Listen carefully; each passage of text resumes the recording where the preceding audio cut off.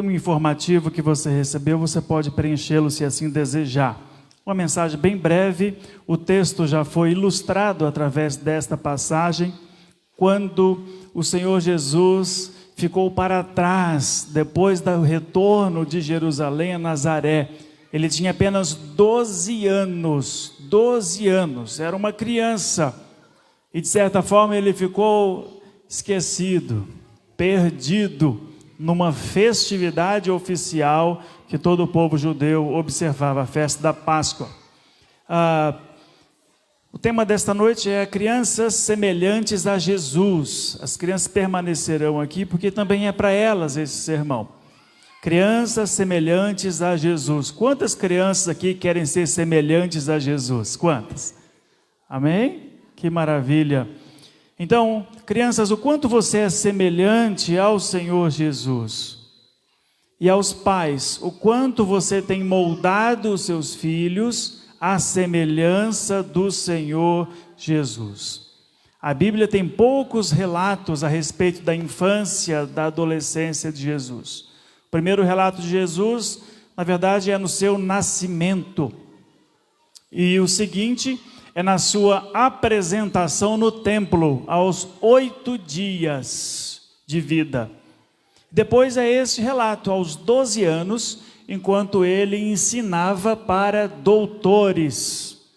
E por fim, dos 30 aos seus 33 anos e meio, a execução do ministério que Deus o deu para executar. O texto diz que, Lucas capítulo 2, 40 em diante, diz que a família de Jesus retornou da festa da Páscoa em suas caravanas, e depois de algum tempo de caminhada, porque não tinha transporte público, não tinha nenhum transporte automotor, então observou-se que Jesus havia ficado para trás. Como que você se sentiria, pai, mãe, ao saber que seu filho, criança, havia se perdido depois da festa? E assim foi. E os pais então, quando procuraram, não o encontraram. Procuraram entre os familiares, entre as pessoas mais próximas, não encontraram Jesus. Aí então voltaram em Jerusalém e ali encontraram essa cena: Jesus sentado e ensinando para doutores. Um menino de 12 anos de idade, professor de doutores. E aí então acontece aquilo que vimos no vídeo, e o texto diz que ele era obediente aos seus pais. Bem, em primeiro lugar, eu quero dizer que Jesus se faz presente com as crianças, se você deseja preencher. Deus se faz presente com as crianças. O texto diz que o menino crescia e se fortalecia, enchendo-se de sabedoria, e a graça de Deus estava com ele. Quantas crianças aqui têm a graça de Deus contigo? Amém? A graça de Deus está com as crianças, a presença de Deus está com as crianças. Então, crianças, em momento de dor, em momento de separação dos pais, quando parece que você está sozinho, a verdade é que Deus continua do seu lado. Deus continua com você. A graça de Deus está com as crianças. A Bíblia diz, Jesus disse que, a não ser que se convertam e se tornem como crianças, jamais entrarão no reino dos céus. Elas são um modelo para nós, elas são um espelho para nós, elas são uma espécie de padrão deixado pelo Senhor Jesus a nós. E a Bíblia diz ainda em Salmo 27, verso 10, ainda que te abandonem pai e mãe, o Senhor me acolherá. Então as crianças nunca estão sozinhas, o Senhor está presente, a graça de Deus está presente com as crianças, assim como estava com o Senhor Jesus. Outra coisa que eu quero dizer é que as crianças são submissas aos pais. E esse ponto é mais para os pais do que para os filhos. Vou dizer por quê. Muitas vezes a gente acha que a gente fica se perguntando por que esse filho não é submisso a mim, e é eu que tenho que fazer essa pergunta aos pais que precisam receber essa pergunta: por que seus filhos não são submissos a você? Porque é uma responsabilidade dos pais fazê-las submissas, é papel dos pais. Você não precisa perguntar a um filho se ele quer ser obediente ou não, é papel seu inculcar isso nele, que ele seja. Crianças são submissas aos pais. O verso 42 e o 51 disse: quando ele completou 12 anos de idade, eles subiram à festa conforme o costume. Então foi com eles para Nazaré e era-lhes obediente. O problema na criação dos filhos hoje é que eles decidem o que querem. Eles fazem dos pais aquilo que eles mais desejam. Isso é um seríssimo problema. É um sério problema. Os filhos decidem que horas que vai dormir, decidem se vai para a escola naquele dia ou se não está a fim de ir, e assim por diante. Isso está completamente errado. Você pode sim dar às crianças a opção do tipo: você quer um sorvete de baunilha ou de chocolate? Aí sim, deixa ela decidir. Você pode deixar para a criança escolher se ela vai brincar de patinete ou de bicicleta. Deixa ela decidir. Isso é para ela, isso é com ela. Se ela vai sair de camisa branca ou de camisa preta, não importa. Agora, a criança não tem o direito de decidir se o seu lar é um lar cristão. Pais, pai e mãe, é você quem decide se ela vai ao culto ou não. É você, pai, que decide a alimentação saudável que ela tem que comer.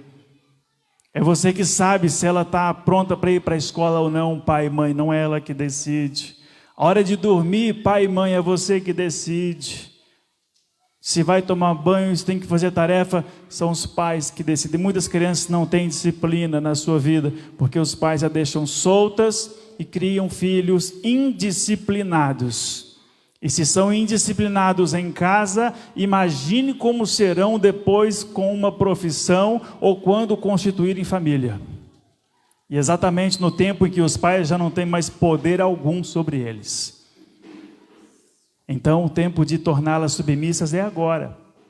Porque alguns já completaram 18 ou até 20 anos e aí não tem mais conserto. A não ser por um milagre sobrenatural de Deus. Fora isso, vai ter que esperar ele fazer 30 anos, quem sabe, para poder deixar o videogame. Vai ter que esperar ele completar 40 anos para decidir se ele quer se casar ou não. Quem sabe até os 50 ele não consegue terminar a faculdade. Não é assim que nós queremos, né? Então vamos fazê-los submissos desde já, assim como Jesus era sujeito aos seus pais. Era sujeito aos seus pais. Mesmo tendo a ciência que José era o seu padrasto, ele era sujeito. Ele era sujeito. A Bíblia fala que Jesus era filho de Deus. E ele era sujeito inclusive a José, o seu padrasto. E a sua mãe Maria, é claro. Ainda que ela não entendesse muitas coisas, ele era sujeito. E ela guardava no coração tudo o que ela não conseguia compreender. Terceiro, não perca o coração dos filhos, pai e mãe. Tem ponto que é para as crianças, tem ponto que é para os pais, essa mensagem. Pais, não perca o coração dos seus filhos. O verso 45 e 46 fala que, não o encontrando, voltaram a Jerusalém para procurá-lo. Depois de 3 dias, o encontraram. Aqui nesta passagem, José e Maria haviam perdido o seu filho, de apenas 12 anos de idade. Há uma tradição que diz que nessas viagens eles iam por caravanas. Iam as mulheres, uma caravana de homens, uma caravana de crianças, talvez no meio. E por isso não encontraram Jesus. e voltaram a Jerusalém para encontrá-lo. José e Maria haviam perdido Jesus. E agora eles voltam para encontrá-lo. Eu quero falar não necessariamente de perder uma criança, que eu acho isso um tanto difícil, ainda que possível,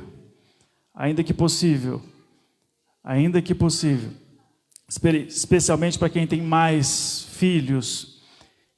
E a verdade é que muitos pais já perderam o coração dos filhos há muito tempo. Já não têm os filhos mais próximos de si. Os filhos já estão mais interessados em outras coisas, em coisas do mundo, quem sabe. E com esses meios, tudo é eletrônico hoje, tudo é informatizado hoje, e essas coisas têm roubado o coração dos filhos. Tem roubado. Muitos pais já perderam o coração dos filhos. Agora, se você já perdeu o coração do seu filho, faça de tudo para encontrá-lo enquanto há tempo. Todo investimento que você fizer para ter o coração dos filhos, das crianças, próximo ao seu pai e mãe, todo investimento vai ter valido a pena. Os pais prestam contas da vida dos seus filhos a Deus. Prestam contas a Deus. Conheço um pastor coreano, e no tempo de antigamente, quando tudo era muito escasso, talvez há uns 50 anos atrás, ainda no tempo da reconstrução da Coreia do Sul, aquele pastor foi para uma escola bíblica, ainda criança, e ali o diácono estava ensinando a Bíblia, e aquele menino foi mal criado, foi mal educado com o professor da escola bíblica. Isso há uns 50 anos atrás aconteceu, ou mais, talvez 60. E a notícia então, aquele menino levou um bilhetinho para sua mãe e seu pai, para que pudessem observar a vida daquele menino e a maneira como ele se portava, mesmo dentro da igreja. E então chegou em casa aquele menino com aquele bilhete que tinha sua própria sentença ali. E aquela mãe então fez uma vara, pegou uma vara, tipo aquela de goiaba que é flexível, mas não quebra. Varinha de pé de goiaba, a inimiga das crianças. E ela fez uma varinha caprichada daquela e chamou a criança. Então ela começou a acertar a sua própria perna. A mãe começou a se mutilar com aquela varada naquela criança, enquanto ela se batia.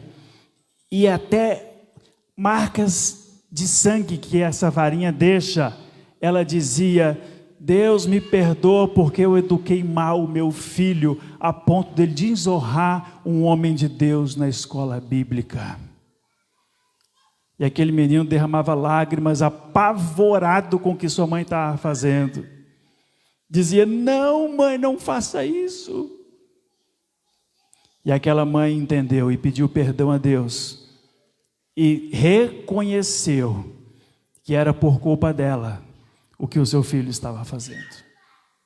Muito fácil para nós colocarmos culpa numa criança, não é verdade? Mas o quanto nós olhamos a educação que nós fornecemos a ela, o modelo que oferecemos a ela, o espelho que nós pais somos para elas. Por que a gente se esquece disso? Tudo que se passa a uma criança está sendo absorvido. Se vocês podem ver crianças ministrando, cantando, dançando, servindo ao Senhor, é porque elas viram primeiro os seus pais fazendo isso. Por isso que eu tenho o prazer de apresentar cada bebê, cada recém-nascido aqui, porque eu sei que elas jamais se desviarão do caminho do Senhor, por causa da educação que estão recebendo. Então, pai, não perca o coração do seu filho, não, pai, dá tempo de encontrá-lo, dá tempo de corrigir, dá tempo de fazer dele e dela um homem e uma mulher de Deus. Quarto e último lugar, devemos investir no potencial das crianças. Potencial que essas crianças têm.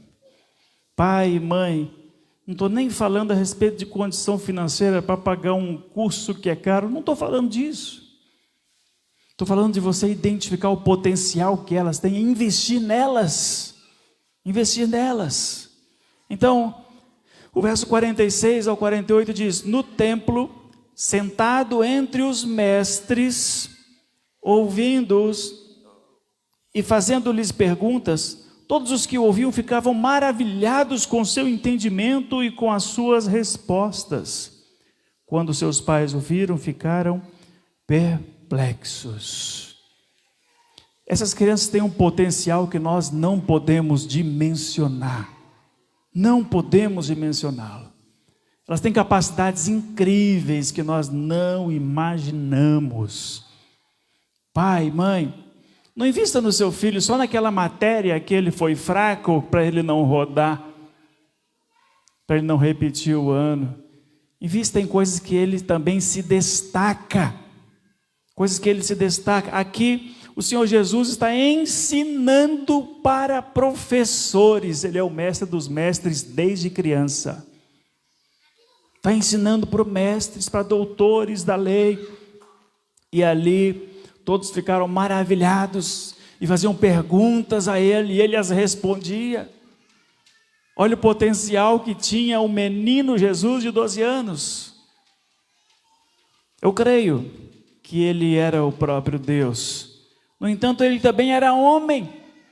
Ele dava respostas como homem. Ele conhecia a lei e a palavra de Deus como homem. E todos se admiravam das suas respostas. Seus pais ficaram perplexos, maravilhados, admirados. É assim que eu desejo que cada pai fique com as proezas e maravilhas que esses filhos vão ocasionar neste mundo. Amém? Então nós devemos investir no potencial das crianças. Identifique, elogie, invista. Ore por elas e deixe que as coisas aconteçam, porque Deus cuida das crianças. Deus e sua graça maravilhosa está com as crianças. Amém? Eu quero orar nesse momento. Coloque-se de pé todos, por favor.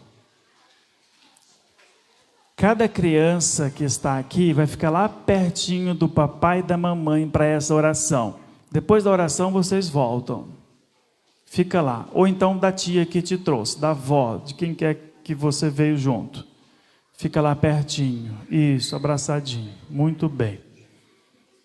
Isso. Tem uma criança órfã aqui. Mas amém, não tem problema. Feche seus olhos. Vamos orar. Pais, coloque as mãos sobre seus filhos, vamos orar. Senhor, obrigado pela tua palavra. E agora, ó Deus, quando cada pai, cada mãe aqui está com mãos impostas sobre seus filhos, abençoando-os, pedimos que o Senhor verdadeiramente esteja presente com elas, por onde elas passarem, por onde forem, o que passarem, a graça do Senhor esteja sobre elas, ó Pai. Que elas sejam sujeitas aos seus pais, porque essa é a receita do sucesso deles quando se tornarem adultos. Pai querido, que nenhum pai aqui perca o coração do seu filho, que perca qualquer outra coisa nessa vida, profissão, trabalho, dinheiro, mas seria algo terrível perder o coração dessas crianças, Senhor. Ajuda-os, fortalece-os, dá sabedoria, dá direção para que não percam, e os que já perderam que possam encontrá-lo novamente em nome do Senhor Jesus. Que cada pai, que cada mãe aqui, ó Deus, possa realmente investir no potencial destes, que além de serem o presente da igreja, serão também o futuro da igreja, Senhor. serão os futuros profissionais nesta cidade, serão os futuros profissionais, serão os futuros governantes desta cidade, serão futuros pais e serão pessoas extraordinárias fazendo a diferença nessa sociedade.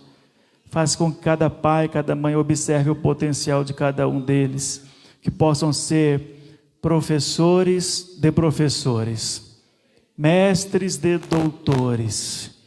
Faça isso, Senhor, nós precisamos do teu auxílio. E que haja perdão entre as famílias, ó Pai, de filho para o pai, de pai para o filho.